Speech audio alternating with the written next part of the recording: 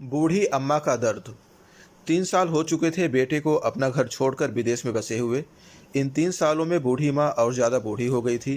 75 वर्ष की उम्र में सुलोचना देवी की याददाश्त काफ़ी कमज़ोर होती जा रही थी। उन्हें रोज़मर्रा की चीज़ें याद न रहती, लेकिन जो उन्हें हमेशा याद रहता वह था उनका बेटा। दिन हो या रात, एक पल भी ऐसा न होता जब उन्हें अपने बेटे की याद न आती। दूसरी तरफ बेटा था, जो साल भर में एक आध बार अपने माँ को फ़ोन कर लिया करता था और 1-2 मिनट से ज़्यादा बात नहीं करता था। फिर भी यह बूढ़ी माँ टकटकी लगाए अपने बेटे का इंतज़ार किया करती थी। एक दिन बेटे का विदेश से फ़ोन आया। हेलो हेलो, सुन रही हो ना माँ? अनिल बोल रहा हूँ, तुम्हारा बेटा। कैसी हो माँ? मैं ठीक हूँ बेटा, तुम, बहू और मेरा पोता कैसा है? माँ ने पूछा। सब अच्छे हैं माँ। मैं अगले हफ्ते गांव आ रहा हूँ तुम्हें लेने, और हम साथ में ही रहेंगे लंदन में। तुम्हारी बहू कह रही थी माँ को यहाँ पर लेकर आओ, बेचारी अकेले वहाँ परेशान होती होगी, बेटे ने कहा। माँ की बूढ़ी सूखी आंखें आंसुओं से भीग गईं। उसके कमज़ोर शरीर के नस नस में खुशी की लहर दौड़ गई। बेटे और बहू का अपने प्रति प्रेम देखकर माँ का मन खुशी से भर आया। बेटे ने आगे कहा, माँ तैयार रहना, मुझे ज़्यादा दिन की छुट्टियाँ नहीं मिली हैं। जिससे जितने पैसे लेने हैं लेकर रखना, तब तक मैं प्रॉपर्टी डीलर से बात कर लेता हूँ घर के लिए। घर के लिए? माँ ने पूछा। हाँ माँ, गांव का घर हमें बेच देना पड़ेगा। हम साथ में ही रहने वाले हैं, तो वहाँ पर घर रखने का कोई मतलब नहीं है, बेटे ने कहा।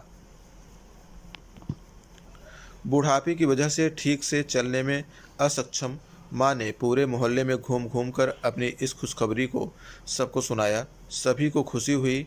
सबको लगा माँ जी के आखिरी दिन अपने परिवार के साथ खुशी से बीत जाएंगे। घर वापस आकर माँ ने अपने घर के कोने कोने को ऐसे देखा जैसे वह अपने दूसरे बेटे को देख रही हो। देखे भी क्यों ना, उस घर को अपने बेटे से कम थोड़े ही समझा था। अपने पति के साथ 40 साल यहीं तो बिताए थे, लेकिन अब मजबूर थी बुढ़ापे के आखिरी साल बेटे और बहू के साथ बिताना चाहती थी। दिल पर पत्थर रखकर घर बेचने के लिए माँ तैयार हो गई। आनन फानन में बेटे ने घर को आधे दामों पर बेच दिया। माँ ने ज़्यादा नहीं, लेकिन जिन चीज़ों से दिल लगा था उन चीज़ों को समेटा और बेटे के साथ टैक्सी में बैठकर एयरपोर्ट के लिए चली गई। एयरपोर्ट पर आकर बेटे ने माँ से कहा, माँ तुम यहाँ बेंच पर बैठो, मैं सामान और बोर्डिंग पास की जांच करा कर आता हूँ। वहाँ वक्त लगता है और खड़ा रहना पड़ता है, तुम्हें तकलीफ़ होगी। तुम यहीं आराम करो। मैं यूँ गया और यूँ आया। माँ बेंच पर बैठ गई और बेटा अंदर चला गया। काफ़ी समय हो गया बेटा वापस नहीं आया। माँ सोचने लगी, ज़्यादा भीड़ होगी इसलिए देर लग रही होगी। अंधेरा होने को आया। अब तो लोगों की चहलकदमी भी कम होने लगी। माँ को अब चिंता होने लगी। एक कर्मचारी ने आकर पूछा, किससे मिलना है माँ जी आपको? यहाँ पर क्यों बैठी हो? डरती हुई आवाज़ में सुलोचना देवी बोली, मेरा बेटा अंदर सामान की जांच कराने गया है, लंदन जा रहे हैं हम। क्या नाम है माँ जी आपके बेटे का? कर्मचारी ने पूछा। अनिल नाम है मेरे बेटे का, सुलोचना देवी ने बताया। कर्मचारी अंदर गया और थोड़ी देर बाद बाहर लौटा।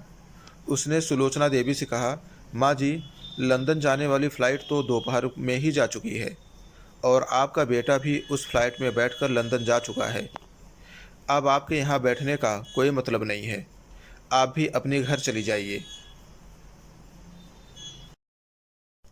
क्या जा चुका है और मैं घर जाऊँ घर? माँ की आंखों से आंसुओं के सैलाब उठने लगे। जैसे तैसे माँ घर पहुँची, जो अब उसका था ही नहीं, बिक चुका था। वो वही बरामदे में तुलसी के पास सो गई। घर के नए मालिक को उस पर दया आई तो एक कमरा किराए से उसको दे दिया। पेंशन के पैसों से खाना और किराए का बंदोबस्त हो जाता था। दिन बीतने लगे।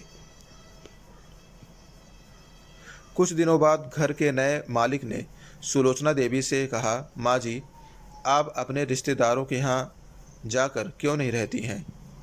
इस उम्र में आपके लिए वही अच्छा रहेगा। अच्छा तो होगा, लेकिन अगर मेरा बेटा वापस आया तो उसका ख्याल कौन रखेगा? मेरा बेटा बहुत भोला है, उसे अपना ख्याल रखना बिल्कुल नहीं आता। मैं कहीं नहीं जाऊंगी, क्या पता कब उसे मेरी ज़रूरत पड़ जाए, माँ ने कहा।